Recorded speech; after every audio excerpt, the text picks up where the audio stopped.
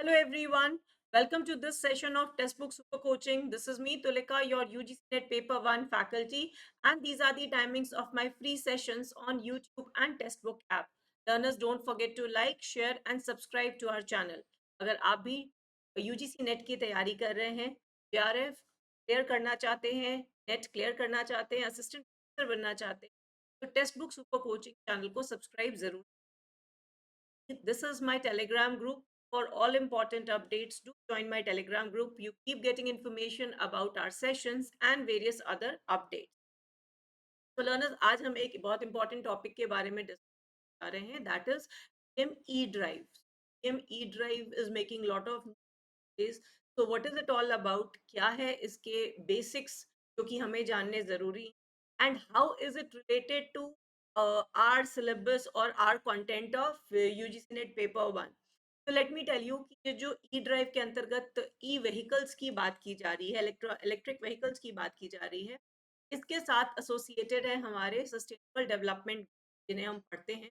तो उन 17 में से ऐसे कौन से एसडीजी हैं जिस पे पीएम ई ड्राइव का एक पॉजिटिव इम्पैक्ट पड़ेगा और ये सस्टेनेबल डेवलपमेंट गोल को अचीव करने में कैसे ये काफी हेल्पफुल साबित होगा। तो we are going to discuss all about PM E drive.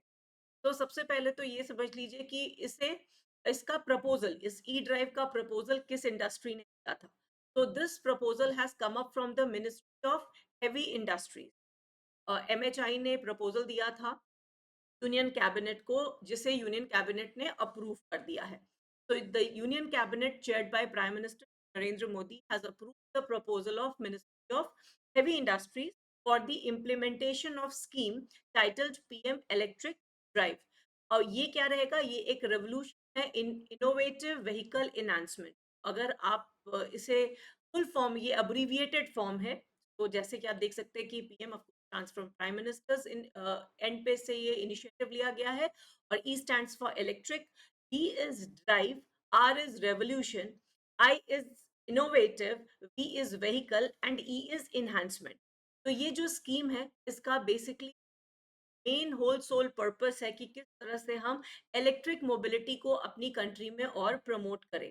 तो ऑब्वियस ही बात है, अगर आपको कोई चीज़ को प्रमोट करनी होती है तो आपको काफ़ी सारे ईबीज या सब्सिडी वगैरह देनी पड़ती है। इस स्कीम के अंतर्गत अभी 10,900 करोड़ रुपए को सैंक्शन किया गया है, जो कि 2 साल के लिए इस्तेमाल किए जाएंगे। With in 2 years this amount will be use. तो इसमें आपको जो जो चीज़ों को ध्यान में रखना है, वो सबसे पहली बात हो गई कि ये किस मिनिस्ट्री ने प्रपोज किया था। तो it was ministry of heavy industry. Union cabinet ने इसे अप्रूव कर दिया है। पीएम ई ड्राइव का आपने फुल फॉर्म एक बार देख लेना है।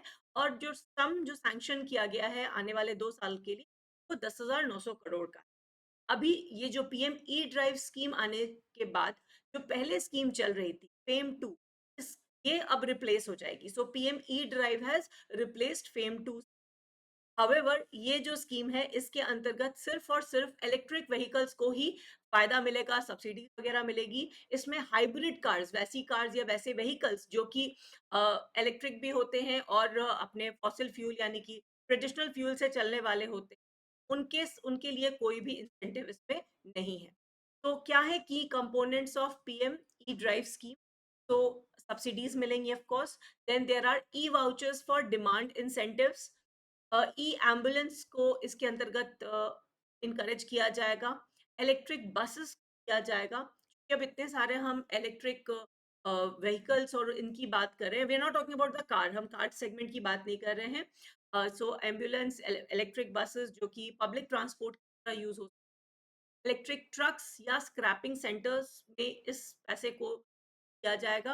और चूंकि अभी इतने सारे इलेक्ट्रिक व्हीकल्स और ट्रांसपोर्ट सेक्टर में एंट्री होगी, तो 72,000 फास्ट चार्जर्स का इंस्टॉलेशन हो, तो विच विल हेल्प। जैसे कि हम कहीं भी जाते हैं तो रास्ते में, ताकि हम कर सकते हैं, इसी तरह से ये इलेक्ट्रिक व्हीकल्स को चार्ज करने के लिए करीब 72,000 फास्ट चार्जर्स का इंस्टॉलेशन। और जितनी भी टेस्टिंग एजेंसीज हैं जो कि इनकी सारी चीज़ों को टेस्ट करती हैं, अभी अपग्रेडेशन में इस पैसे की लागत का इस्तेमाल किया जाए।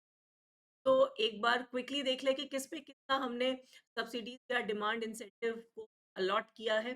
तो ज़्यादातर जो फोकस रखा गया है वो रखा गया है कि एम्बुलेंसेस और ट्रक्स पे, तो जो सेगमेंट केटर किया जा रहा है वो ज्यादातर ट्रक्स और एम्बुलेंसेस का है, और साथ साथ जितने भी इमर्जिंग इलेक्ट्रिक व्हीकल्स हैं जो कि पब्लिक ट्रांसपोर्ट या बाकी इलेक्ट्रिक मोबिलिटी को एनहांस करने के लिए इस पूरे अमाउंट का सैंक्शन किया गया है।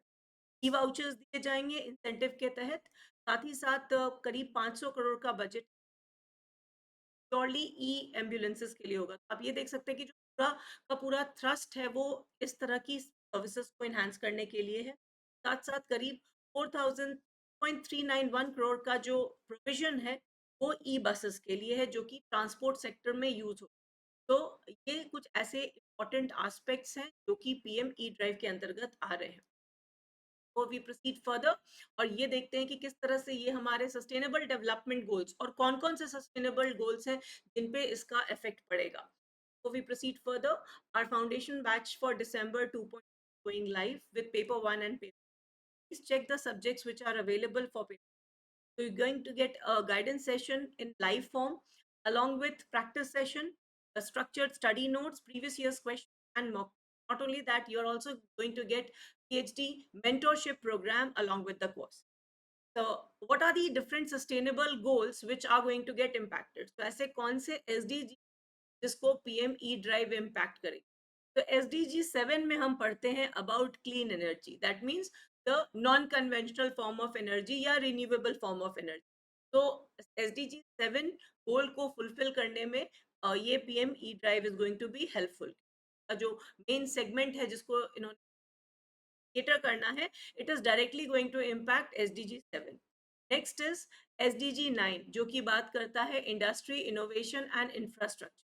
तो अब ऑब्वियसली एक सेक्टर है जिसको काफी थ्रस्ट मिल रही है गवर्नमेंट से, तो this there will be new innovation, infrastructure grow करेगा और इंडस्ट्री भी इनहेंस करेगी। SDG 11 की अगर हम बात करें तो this will ultimately result in setting up of sustainable cities and communities. ये इस तरह के इनिशिएटिव आने की वजह से सस्टेनेबल सिटीज और कम्युनिटीज एनहांसमेंट होगा। And last but not the least SDG 13 जो कि बात करता है क्लाइमेट चेंज। तो जैसा कि हम जानते हैं कि ये जो ट्रांसपोर्ट सेक्टर है सबसे बड़ा कॉन्ट्रीब्यूटर है of fossil fuel emission, carbon emission का सबसे बड़ा सेक्टर है, और जो कि हमारे क्लाइमेट चेंज को इम्पैक्ट कर रहा है, ग्लोबल वार्मिंग को इम्पैक्ट कर रहा है। और SDG 13 जो है वो बात करता है क्लाइमेट एक्शन की। तो ये PM drive is also going to help curb the effects of climate change and help in coming up with better ways of dealing with climate action. So these were few updates, few information related to PM E-Drive. I hope this piece of information is useful for you. Don't forget to like, share, and subscribe to our channel, and do join my Telegram group for all important. Thanks for watching.